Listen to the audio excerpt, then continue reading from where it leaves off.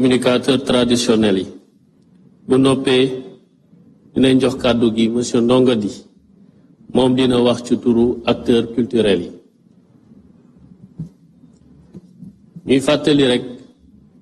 tënku ci juróomi minute yi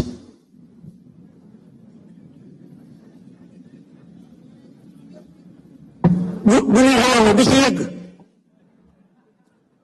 président ñu ngi lay nuyu bu baax Bassirou Diomaye Diakhar Faye nuyu sa premier ministre bii Alhaji Malick Ndiaye sa premier ministre Ousmane Sonko mi nga yàggal lool nuyu président Assemblée nationale Seydi Hadji Malick Ndiaye di la nuyu nag si turu Alhaji Mansour Mbaye moo nu yebal fii man ak Abdou Aziz Mbaye Bekkaay Mbaye la professeur Lamane Mbaye Mamadou Mbuup Caat sunu doom bu Cheikh Alassane Sène lan moo nu indi gis nga nag président noonu bu dialogue bi nëppee la ñuy continuer moo tax géwél baax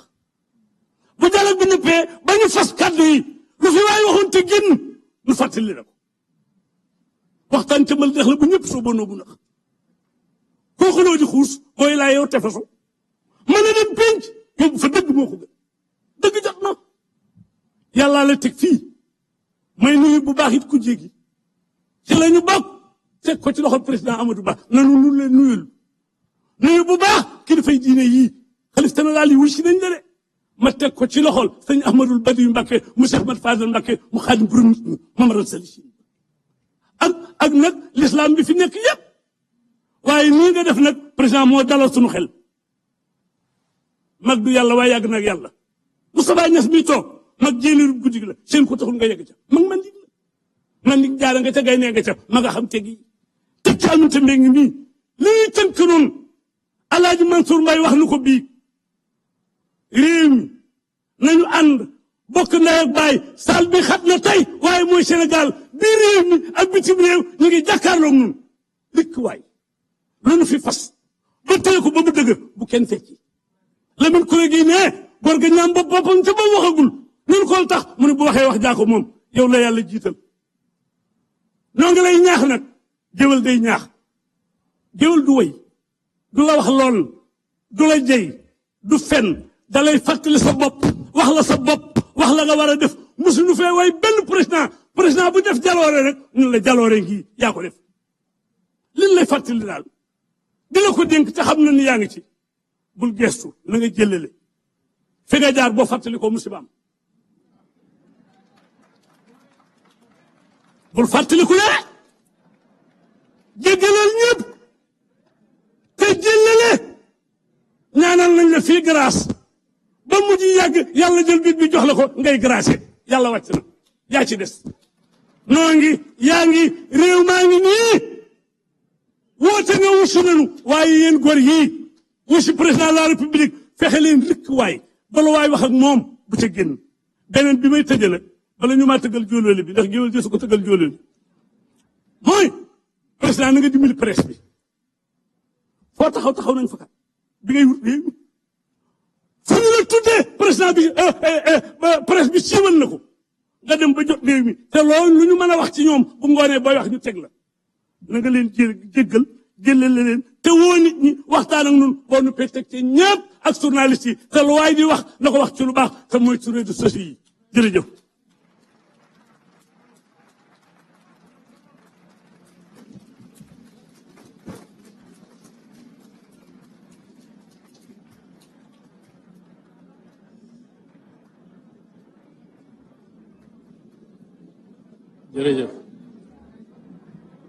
jërëjëf Abdoulaye Mbaye Pekh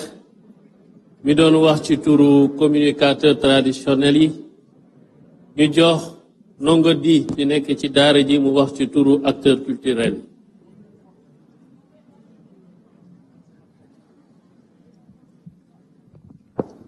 Bismillah ar-Rahman ar-Rahim, merci beaucoup.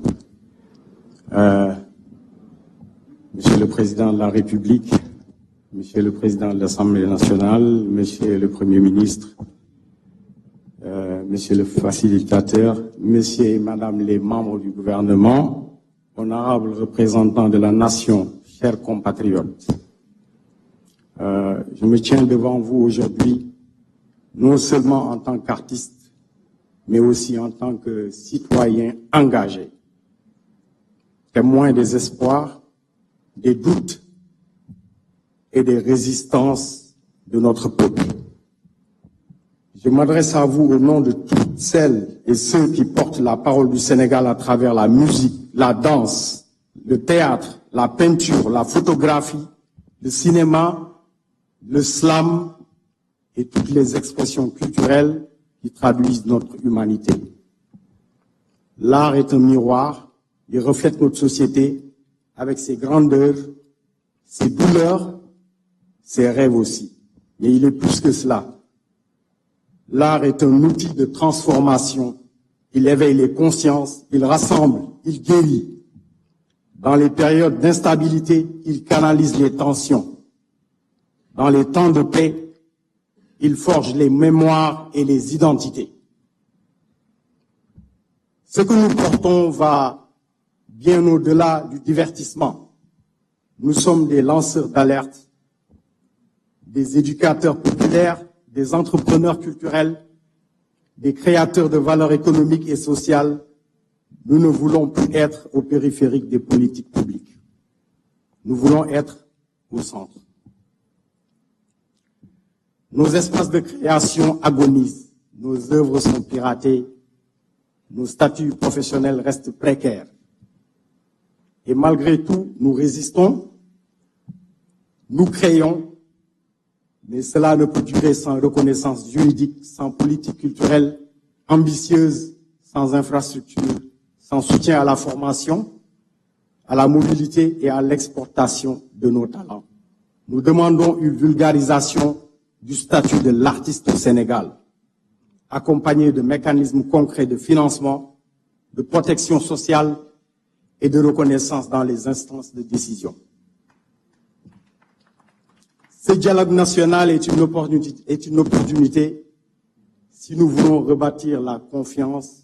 si nous voulons un Sénégal uni, nous donne ben, alors la culture doit être un pilier central du nouveau contrat social. Nous proposons qu'un pacte culturel national soit signé entre l'État, les artistes et les communautés. Ce pacte inclurait des assises nationales à la culture tous les 2 ans, un fonds d'innovation culturelle transparent, équitable et accessible. L'intégration de la culture dans les politiques d'éducation, de développement territorial, de diplomatie et de cohésion sociale. Enfin, je tiens à rappeler que les artistes ont toujours été en première ligne, dixit M. Karim Ndoye, pour préserver la paix et porter la voix du peuple. Quand le pays vacille, nous chantons l'unité. Quand la jeunesse doute, nous lui parlons d'espoir, en disant Esperanza ou Bulkhar loy def ko.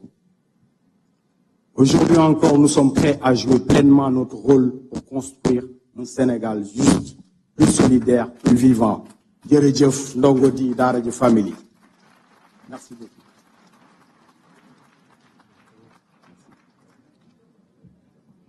jërëjëf ndongo di bu groupe daara ji doon yëkkati kàddu ci turu acteur culturel yi mbokk yi dañuy jàll ci benn vidéo